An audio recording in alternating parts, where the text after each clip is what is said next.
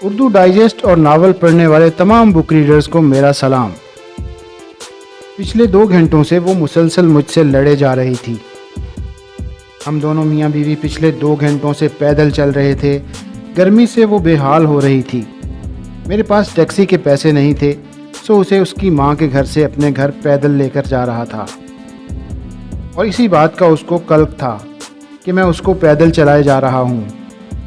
اس کو معلوم بھی تھا کہ اس کو لینے کے لیے میں بھی 3 گھنٹے پیدل چل کر آیا ہوں۔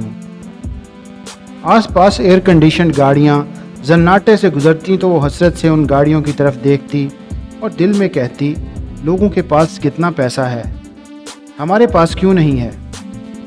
میں شرمندگی سے اپنے پیروں کو دیکھنے لگا جو تیزی سے آگے کی طرف بڑھ رہے تھے۔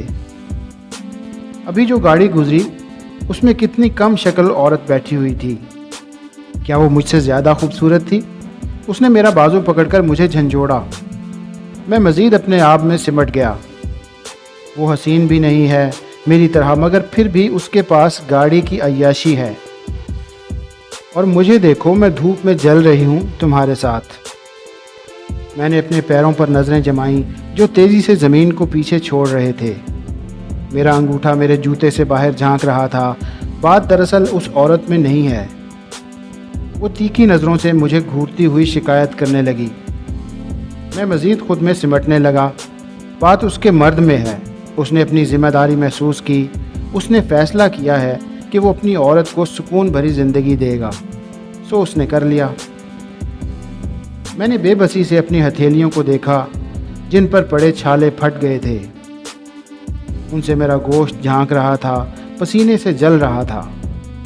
سیمنٹ اور گارے کی مزدوری میں سب سے بڑی خرابی یہی ہے، آپ کتنا بھی چھپائیں مگر آپ کے ہاتھ کے چھالے کبھی نہیں چھپتے۔ خود کو دیکھو، فلسفے میں ماسٹرز کر کے پچھلے 3 سال سے نوکری کے لیے جوتے چٹکا رہے ہو۔ کوئی فائدہ ہے تمہاری تعلیم کا؟ میرے پاس ان سوالوں کا کوئی جواب نہیں تھا۔ میری پھوپھی کے بیٹے اکرام کو دیکھو، مڈل پاس ہے، کپڑے کی دکان سے لاکھوں کما رہا ہے۔ میرا رشتہ مانگا تھا، مگر ماں کو پتہ نہیں ڈگریوں میں کیا نظر آیا کہ تمہارے پلے باندھ دیا، اور پچھلے 2 سال سے تمہارے ساتھ بھوکے پیٹ اور ننگے پیر و بدن گھوم رہی ہوں۔ اس نے گویا تلوار نیام سے باہر نکال لی۔ مجھے اس وقت مشہور فلاسفر رائے ٹی بینٹ کی بات یاد آ گئی، ہمیشہ کسی کی مسکراہٹ کی وجہ بنو، ہمیشہ کسی کی محبت کا ذریعہ بنو، اور لوگوں کی اچھائیوں پر یقین رکھو۔ میں نے قمیض کی سائیڈ جیب تھپتھپائی اور ہاتھ ڈال کر میٹھی بوندی نکالی۔ روزینہ کو تھمانی چاہی، مگر اس نے میرا ہاتھ جھٹک دیا اور کھلے لفافے سے بوندی زمین پر بکھر گئی۔ میں نے اپنے ہاتھ کے چھالوں کو دوبارہ غور سے دیکھا، ان کی جلن میں مزید اضافہ ہو گیا تھا۔ اچانک ہم دونوں کے پیروں کو کسی غیر مرئی قوت نے پکڑ لیا۔ ہمارے سامنے ایک بلی نہایت غمگین حالت میں بیٹھی تھی۔ اس کے ساتھی کی لاش سڑک کے کنارے پڑی ہوئی تھی۔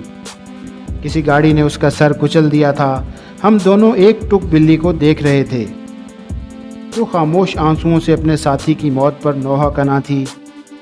روزینہ بلی کے سامنے بیٹھ گئی اور خاموش نظروں سے گویا بلی کے ساتھ باتیں کرنے لگی۔ میں ایک ٹک روزینہ کو دیکھ رہا تھا۔ روزینہ نے اپنی نظریں بلی پر جمائی ہوئی تھیں۔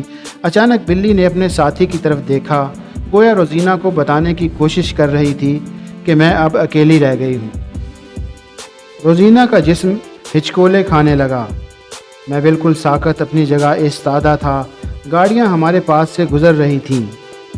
روزینہ اپنے منہ پر ہاتھ رکھے مسلسل بے آواز روئے جا رہی تھی۔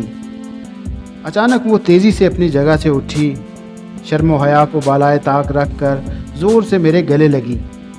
میرے دونوں ہاتھ اپنے ہاتھوں میں تھام کر میری زخمی ہتھیلیاں بے خودی میں چومنے لگی اور اپنی آنکھوں سے لگانے لگی۔